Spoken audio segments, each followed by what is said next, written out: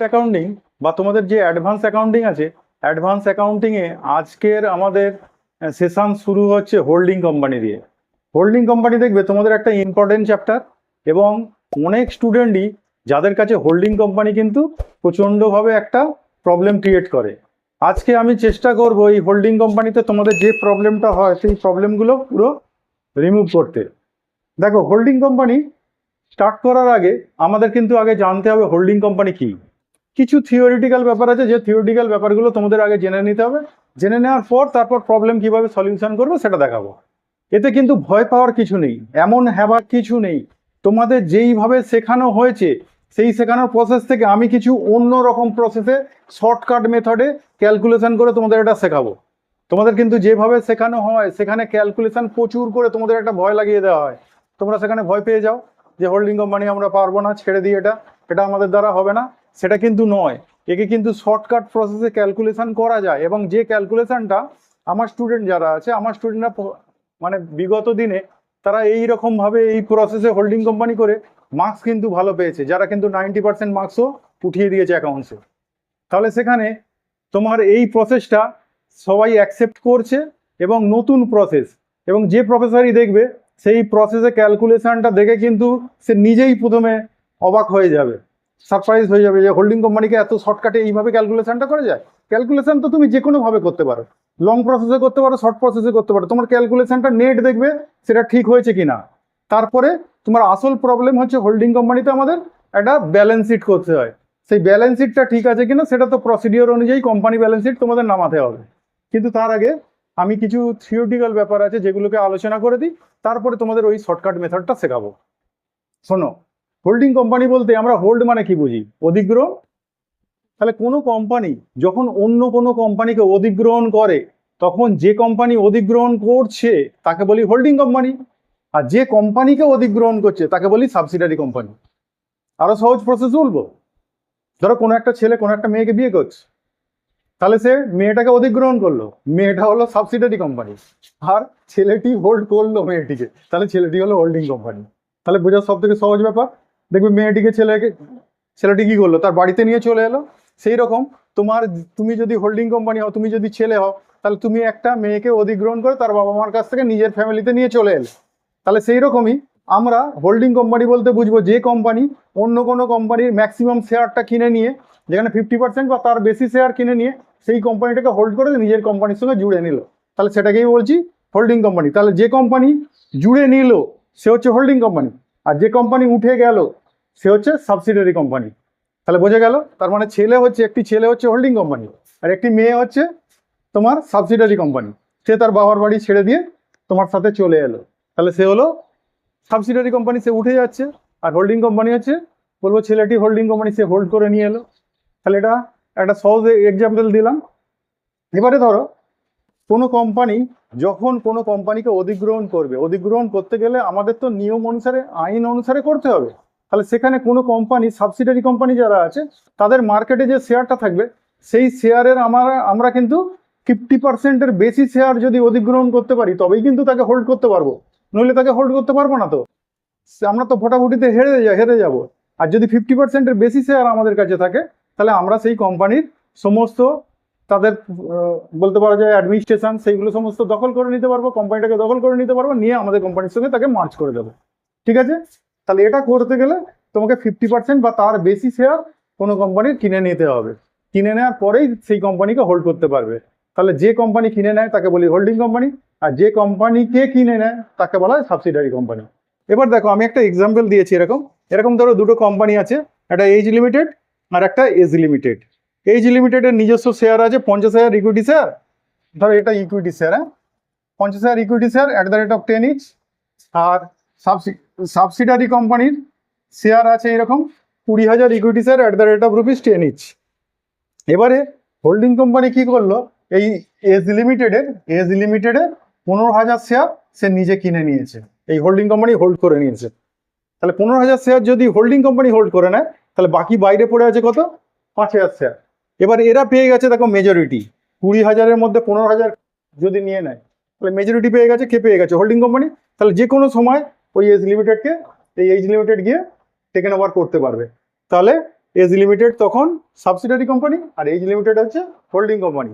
এবার এর বাইরে আমরা বললাম 15,000 শেয়ার এইচ লিমিটেড কিনে নিয়েছে, তাহলে বাকি 5,000 শেয়ার তাদেরকে বলবো মাইনরিটি শেয়ার। এরা হচ্ছে কি বলতো, এরা ম্যাক্সিমাম শেয়ারটা আমরা চলে গেছে কার কাছে, এইচ লিমিটেডের কাছে, আর বাকি শেয়ার যেটা পড়ে আছে সেই শেয়ার হোল্ডারগুলো তারা এখন মাইনরিটি হয়ে গেছে। তারা এখন কত পার্সেন্ট, দেখো 20,000-এর মধ্যে 15,000 যদি আমরা অধিগ্রহণ করি তাহলে আমাদের রেশিও কি আছে 15,000/20,000, তো এটা করলে কত হবে 3/4। আর তাহলে মাইনরিটি শেয়ার কত, 5,000 শেয়ার বাই 20,000 শেয়ার, 20,000-এ 5,000, দ্যাট মিনস 1/4। তাহলে এটা হলো মাইনরিটিদের শেয়ার, এটা হলো 3/4 হোল্ডিং কোম্পানির শেয়ার।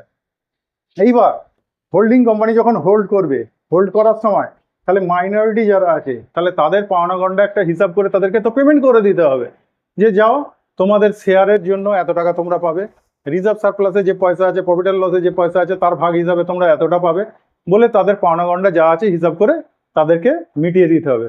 তাহলে মিটিয়ে দিতে পারলেই পুরো কোম্পানি আমাদের, ঠিক আছে। তাহলে যারা মাইনরিটি শেয়ার আছে তাদের কি করতে হয়, তাদের কতটা পাওনা আছে সেইটা আমরা একটা ক্যালকুলেশন করে বের করি, সেটার নাম হচ্ছে মাইনরিটি ইন্টারেস্ট বা মাইনরিটি শেয়ার। এবার মাইনরিটি শেয়ারের যে ইন্টারেস্টটা সেটা একটা আমরা ক্যালকুলেশন করে বের করব। এবার এটা বের করার জন্য এখানে কিন্তু আমাদের কতগুলো দিক আছে, সেই দিকগুলোকে আমাদের জানতে হবে। দেখো একটা কোম্পানি যখন হোল্ড করছে, তুমি প্রথম করবে, প্রথম তোমাকে যে জিনিসটা দেখতে হবে সেটা হচ্ছে 1 নম্বর ডেট। তাহলে 1 নম্বর তোমাকে দেখতে হবে কি ডেট, কোম্পানি ব্যালেন্স শিটের ডেট কত সেটা দেখবে। কোম্পানি ব্যালেন্স শিটের ডেট যদি 31 ডিসেম্বর হয় তাহলে জানুয়ারিতে কোম্পানিটা শুরু হয়েছে, ডিসেম্বরে শেষ হচ্ছে। এবার আমরা কবে হোল্ড করছি, তাহলে হোল্ডিং ডেট, তাহলে এটা ডেট অফ ব্যালেন্স শিট, এটা প্রথমে দেখবে। তারপরে দেখবে কি 2 নম্বর ডেট অফ অ্যাকুইজিশন, এটা হচ্ছে তারপরে দ্বিতীয় দেখবে ডেট অফ অ্যাকুইজিশন কি আছে। এইবার আমরা যদি ধরো মেবি একটা কোম্পানি ডিসেম্বরে ইয়ার এন্ডে আমাদের ব্যালেন্স শিট হাতে দিয়ে দিয়েছে, আমরা দেখলাম তাকে, তাহলে সেই কোম্পানিটা শুরু হয়েছিল কবে জানুয়ারিতে আর এন্ড হয়েছে কবে ডিসেম্বরে। এবার দেখলাম তাকে আমরা অধিগ্রহণ করেছি 1 জুলাইতে, তাহলে 1 জুলাইতে যদি অধিগ্রহণ করি তাহলে আমরা 1 জুলাই থেকে সেই কোম্পানির পুরো পজিশনটা আমরা নিয়ে নেব।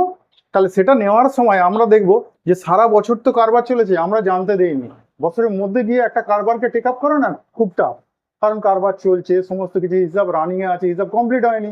কিন্তু আমি যদি ইয়ার এন্ডে ওই কোম্পানিটাকে হোল্ড করতে যাই তখন তার পুরো হিসাব টিসাব কমপ্লিট হয়ে গেছে, কমপ্লিট হয়ে গিয়ে সমস্ত কিছু ক্লোজ হয়েছে, তারপরে গিয়ে অধিগ্রহণ করবো। কিন্তু অধিগ্রহণের ডেটটা আমার ধরো অ্যাকুইজিশনের ডেটটা বলছি 1/7, হয়তো 2026, আজকে অঙ্ক করছি, আমরা ধরে নিচ্ছি 1/7/2026-এ, আর কিন্তু এর ব্যালেন্স শিট ডেট হচ্ছে 31 ডিসেম্বর 2026। এইবারে এটা যদি হয় তাহলে আমরা মিডিলে অধিগ্রহণ করেছি, তাহলে মিডিলে অধিগ্রহণ করলে এখানে একটা প্রবলেম হয়, সেটা হচ্ছে এই মিডিলে তাদের কতটা প্রফিট হয়েছে সেই প্রফিটের ভাগ তো মাইনরিটিরা পাবে, তাহলে সেই মিডিলের প্রফিটটা আমাদের বের করতে হয় আমাদের হাতে। তাহলে প্রফিট অ্যান্ড লস কতটা দেওয়া আছে, জেনারেল রিজার্ভ কতটা দেওয়া আছে, শেয়ার ক্যাপিটাল কতটা আছে সেগুলো দেখতে হবে। তাহলে প্রথমে 1 নম্বর হচ্ছে ডেট অফ ব্যালেন্স শিট দেখবে, তারপরে দেখবে ডেট অফ অ্যাকুইজিশন কবে আছে সেটা দেখবে। তাহলে বছরের মিডিলে আমরা যদি অ্যাকোয়ার করি তাহলে বছরের মিডিল থেকে আমরা পরের সময়টাকে বলি পোস্ট অ্যাকুইজিশন পিরিয়ড, আর যদি তার আগের পিরিয়ড কিছু থাকে তাহলে সেটাকে বলি প্রি অ্যাকুইজিশন পিরিয়ড। তাহলে এখান থেকে বের করতে হবে এই তারিখের আগের পিরিয়ডটা হবে প্রি, আর এই তারিখের পরের পিরিয়ডটা হবে, এই তারিখের পরের পিরিয়ডটা হচ্ছে পোস্ট অ্যাকুইজিশন পিরিয়ড, ঠিক আছে। তাহলে যেই তারিখে অধিগ্রহণ করবে সেই তারিখের আগের পিরিয়ডটাকে প্রি পিরিয়ড বলবো, আর সেই তারিখের পরের পিরিয়ডটাকে বলবো পোস্ট পিরিয়ড। তাহলে এটা বের করে নিতে হবে। তাহলে এটা বের করার পর তারপরে দেখতে হবে আমরা কতটা শেয়ার অধিগ্রহণ করেছি, সেটা হচ্ছে এইখানটা বলা আছে, এখানটা বোঝালাম তোমাদের, যে তারপরে হচ্ছে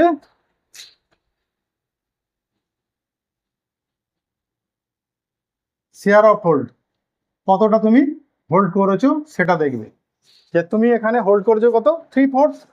এই প্রবলেমটাই যদি দেখি তাহলে 3/4, তাহলে বাকি যেটা পড়ে আছে সেটা হচ্ছে মাইনরিটি ইন্টারেস্ট বা মাইনরিটি শেয়ার হোল্ডারদের পাওনা টোটাল, তাহলে এটা হচ্ছে minority interest.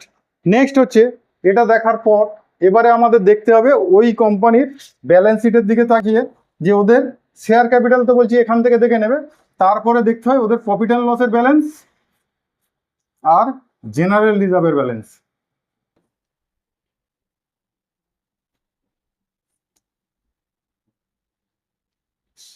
Profit and loss আর জেনারেল রিজার্ভের ব্যালেন্স যখন দেখবে তখন দেখার সময় দেখবে তোমাকে অ্যাডজাস্টমেন্টে বলে দেবে যে ওই কোম্পানিটার 1 তারিখে কত প্রফিট অ্যান্ড লসের ব্যালেন্স ছিল আর 1 তারিখে কতটা জেনারেল রিজার্ভের ব্যালেন্স ছিল। ওই 1 তারিখের প্রফিট অ্যান্ড লস জেনারেল রিজার্ভের ব্যালেন্সটা যখন দেখবে হয়তো দেখবে 2 লক্ষ টাকা জেনারেল রিজার্ভে পড়েছিল আর 3 লক্ষ টাকা প্রফিট অ্যান্ড লসে পড়েছিল 1 তারিখে। কিন্তু আমরা ইয়ার এন্ডে যখন এই তারিখে যখন ব্যালেন্স শিট দেখছি তখন ব্যালেন্স শিটে দেখছি যে জেনারেল রিজার্ভটা যেটা 2 লাখ বলেছিল 1 তারিখে সেটা কিন্তু হয়ে আছে 3 লাখ। তার মানে জেনারেল রিজার্ভ আরো 1 লাখ বাড়লো কি করে? সারা বছরে কারবার চলেছে তাতে বেড়েছে। তাহলে ওই যে সারা বছরের জেনারেল রিজার্ভ আছে যেটা 1 লাখ টাকা, সেই 1 লাখ টাকাটা বলছি দুটো পার্টে ভাগ হবে।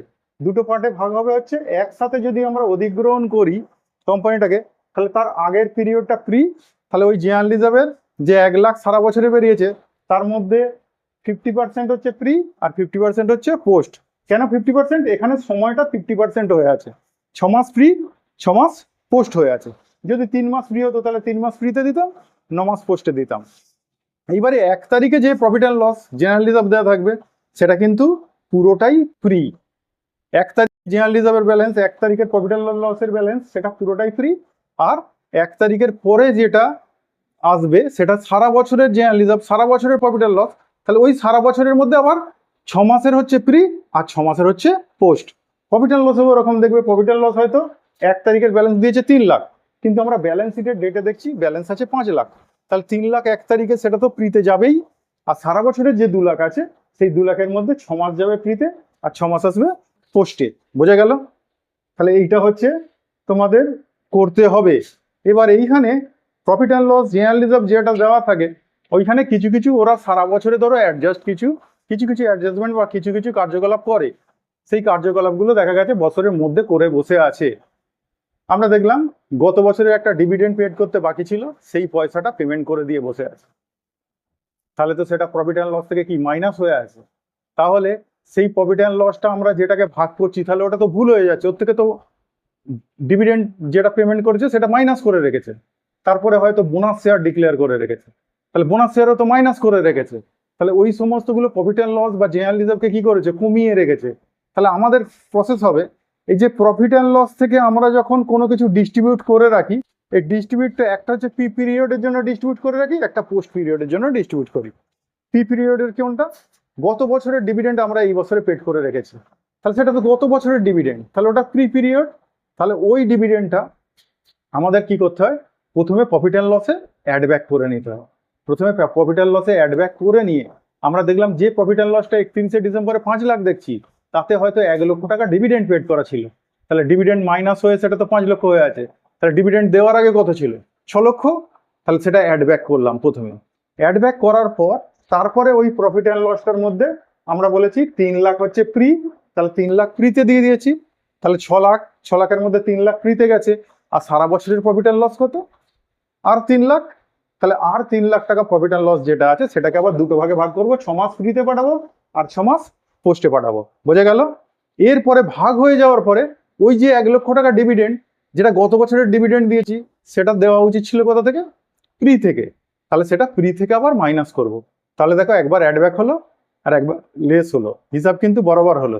সেই রকম জেনারেল রিজার্ভটাও জেনারেল রিজার্ভ থেকে যদি বোনাস ডিক্লেয়ার করা থাকে তাহলে সেটাও এইরকম অ্যাড ব্যাক করে আবার ফ্রি থেকে লেস করতে হয়। এগুলো প্রবলেম যখন আমি সলিউশন করব তখন ভালো করে বোঝাবো। এখন মোটামুটি একটা আইডিয়া দিয়ে রাখছি। তাহলে আমাদের জেনারেল রিজার্ভ প্রফিট অ্যান্ড লসকে আমাদের কি করতে হয়? দুটো ভাগে ভাগ করতে হয়, একটা পি পিরিয়ড আর একটা পোস্ট পিরিয়ড। কেন ভাগ করতে হয় সেটা অঙ্ক করলে তুমি বুঝতে পারবে।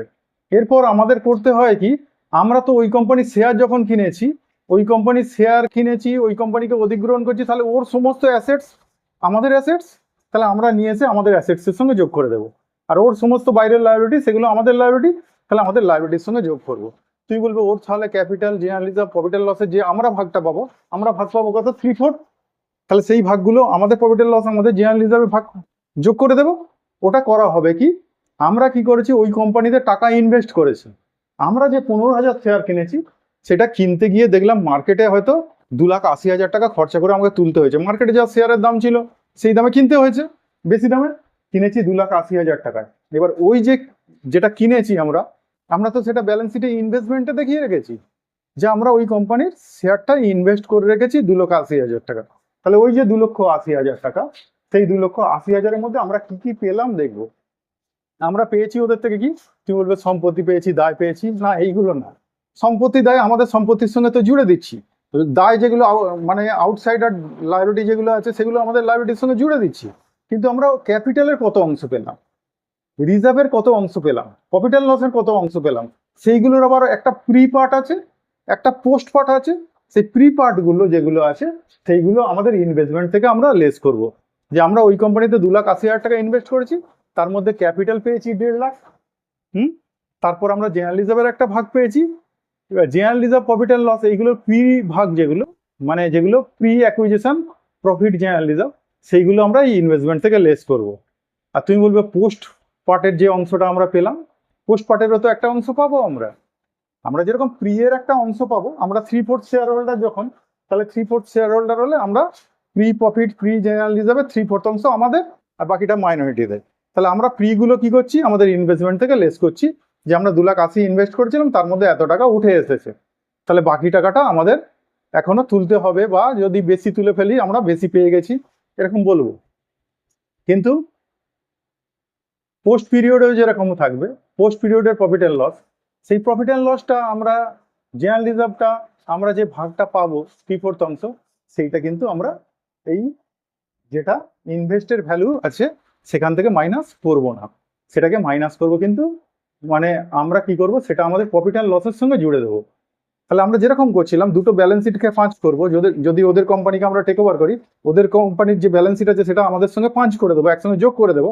যোগ করতে গিয়ে অ্যাসেটগুলো যোগ করেছি, লাইবিলিটিগুলো যোগ করেছি, কিন্তু এই capital, reserve, profit and loss এর প্রি পার্টটা সেটা আমরা মাইনাস করব ইনভেস্টমেন্ট থেকে, আর এর পোস্ট পার্টটা সেটা আমরা আমাদের প্রফিট অ্যান্ড লসে গিয়ে যোগ করব। ঠিক আছে, তাহলে পোস্ট পার্টটা আমরা যোগ করব প্রফিট অ্যান্ড লসে, আমাদের প্রফিট অ্যান্ড লস বেড়ে যাবে। আর প্রি পার্টগুলো আমাদের যে ইনভেস্ট করা আছে সেই ইনভেস্টমেন্ট থেকে লেস করব। ইনভেস্টমেন্ট থেকে লেস করা আর লাইবিলিটি থেকে বসানো তো একই ব্যাপার, তাহলে ওটা বসাবো। এবার ইনভেস্ট যতটা করেছি তার থেকে যদি আমরা বেশি পেয়ে যাই সেটা আমাদের লাভ, সেটাকে বলে ক্যাপিটাল রিজার্ভ। আর ইনভেস্ট 2,80,000 করেছি, কিন্তু আমরা 2,50,000 পেয়েছি, এখনো 30 পাইনি, ওঠাতে পারিনি, তাহলে আমরা বেশি ইনভেস্ট করেছি কেন ওই কোম্পানির, তাহলে ওটা গুডউইল, গুডউইলের জন্য দাম বেশি দিয়েছি, তাহলে গুডউইল হবে, সেটা ক্যালকুলেশন করে দেখাবো। এইবারে আমাদের করতে হবে কি, এই ক্যালকুলেশন করে আমাদের প্রথমে মাইনরিটি ইন্টারেস্ট বের করতে হবে। মাইনরিটি ইন্টারেস্ট বের করার পর আমরা যে ইনভেস্ট করে রেখেছি তার জন্য একটা কস্ট অফ কন্ট্রোল করতে হয়, সেখানে কস্ট অফ কন্ট্রোলে আমরা হিসাব করব যে ওই কোম্পানিতে ইনভেস্ট করে আমরা লাভবান হয়েছি নাকি আমাদের পয়সা বেশি চলে গেছে। বেশি চলে গেলে গুডউইলের দাম দিয়েছি, আর যদি লাভবান হয় ক্যাপিটাল রিজার্ভ, সেটাকেও আমাদের বের করে দেখাতে হবে। সেটা আমি পরবর্তী ক্লাসে ক্যালকুলেশন করে দেখাবো কিভাবে শর্টকাট ক্যালকুলেশন করা যায়। আর ওদের যে লাইবিলিটিগুলো আছে আমাদের লাইবিলিটির সঙ্গে জুড়ে দেবো। তাহলে আমরা দেখবো যে আমাদের ক্যালকুলেশনে মাইনরিটিদের ইন্টারেস্ট কত সেটা ক্যালকুলেশন করে দেখলাম, তাদের যদি ইমিডিয়েট পেড করি তাহলে আমরা ক্যাশ থেকে লেস করবো, আর যদি পেড না করে বাকি রাখি তাহলে ওটা আমাদের কারেন্ট লাইবিলিটিতে বসাবো। কস্ট অফ কন্ট্রোল বলে একটা ক্যালকুলেশন আছে, সেই কস্ট অফ মানে কন্ট্রোলে আমরা কি করব, কস্ট অফ কন্ট্রোলে ক্যালকুলেশন করে দেখবো আমরা বেশি পয়সা ইনভেস্ট করেছি না আমাদের লাভ হয়েছে, সেখান থেকে ক্যাপিটাল রিজার্ভ বা আমাদের গুডউইল বেরোতে পারে, সেটাও আমরা ব্যালেন্স শিটে নিয়ে আসবো। আর এটা ছাড়া আমাদের ক্যালকুলেশন করে মাঝে মাঝে দেখতে হয় অ্যাসেটের রিভ্যালুয়েশন হয়, সেটা শেখাবো, পরবর্তী ক্লাসে আলোচনা করব। আজকের আলোচনা নইলে লেন্দি হয়ে যাবে, আজকে আপাতত এইটুকু আলোচনা করলাম। পরের দিনকে আমি চেষ্টা করব একটা প্রবলেমকে ক্যালকুলেশন কি করে করবে সেই ক্যালকুলেশনটা শুধু একটা ক্লাসে দেখাবো, একটা ক্লাসের মধ্যে ক্যালকুলেশনটা শেখাবো, তারপরের ক্লাসে আবার ব্যালেন্স শিট কিভাবে দেখাতে হয়, ব্যালেন্স শিটটা কিভাবে বানাতে হয় সেটা শেখাবো। ভয় পাবে না, হোল্ডিং কোম্পানি এমন কিছু জিনিস নয়। তাহলে দুটো কোম্পানি শুধু মার্জ করবে, দুটো কোম্পানি মার্জ করবে, মার্জ করার সময় তোমাদের মনে রাখতে হবে আউটসাইড যত অ্যাসেটস আছে আমাদের অ্যাসেটসের সঙ্গে জুড়ে যাবে, লাইবিলিটিগুলো জুড়ে যাবে, শুধু আমাদের ক্যালকুলেশন যত ঝামেলা যত কোথায় হবে, capital, general reserve, profit and loss, এইগুলোকে ক্যালকুলেশনটা ঠিকঠাক করতে হবে। তার মধ্যে কতটা মাইনরিটিদের কতটা আমাদের মানে হোল্ডিং কোম্পানি সেটা ক্যালকুলেশন করে দেখতে হবে, সেটা করতে পারলেই ব্যাস অঙ্কের ম্যাক্সিমাম তোমার 90% ক্যালকুলেশন হয়ে গেল। এবার শুধু ব্যালেন্স শিট যেরকম করো তোমরা সেই প্রসেসে ব্যালেন্স শিটটা করবে, কিন্তু ব্যালেন্স শিটে ওখানে একটা নোট তোমাকে করতেই হবে, সেটা হচ্ছে প্রফিট অ্যান্ড লসের নোট। প্রফিট অ্যান্ড লসটা একটু ক্যালকুলেশনটা একটু হাই আছে, মানে বেশি আছে, ওইটা একটু ক্যালকুলেশনটা শিখবে, কন্ট্রোলের ক্যালকুলেশনটা শিখবে, মাইনরিটি ইন্টারেস্টের ক্যালকুলেশনটা শিখবে। আর প্রথমে প্রাথমিকভাবে এই ক্যালকুলেশনটা একটু প্রাথমিকভাবে করে নেবে। এটা মনে মনেও করা যায়, কিন্তু মনে মনে করবে না, তোমরা প্রথম প্র্যাকটিস করছো তো, এটা খাতাতেই করবে, করে একটু এত বড় করে করবে না, শর্টকাট করে করবে। আমি সেটা অঙ্ক করার সময় না, প্রবলেম সলিউশন করার সময় শর্টকাট মেথডটা দেখিয়ে দেবো কিভাবে তোমরা শর্টকাটে করবে। কিন্তু এই জিনিসটা মাথায় রাখতে হবে তোমাকে। প্রথমে তুমি কত শেয়ার ওই এজ লিমিটেডের ছিল, তার মধ্যে তুমি কতটা অধিগ্রহণ করছো, সেটা কত অংশ, আর মাইনরিটিদের হাতে কত শেয়ার আছে সেটা কত অংশ, এটা বের করে নেবে।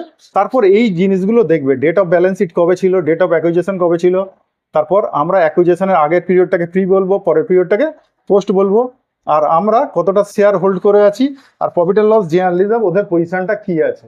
এরপর অ্যাডজাস্টমেন্ট করে আমরা অ্যাডজাস্টমেন্টগুলোকে, প্রফিট অ্যান্ড লস জেনারেল রিজার্ভের ম্যাক্সিমাম অ্যাডজাস্টমেন্ট থাকবে, সেই অ্যাডজাস্টমেন্টগুলো ওর সঙ্গে অ্যাডজাস্ট করব। ঠিক আছে, আজকের মতো এটুকু আলোচনা করলাম। পরের ক্লাসে দেখছি আমি এর ক্যালকুলেশনটা তোমাদের পর শেখাতে পারি কি। পরের ক্লাসে আবার দেখা হচ্ছে। আজকের মতো এটুকু, টাটা।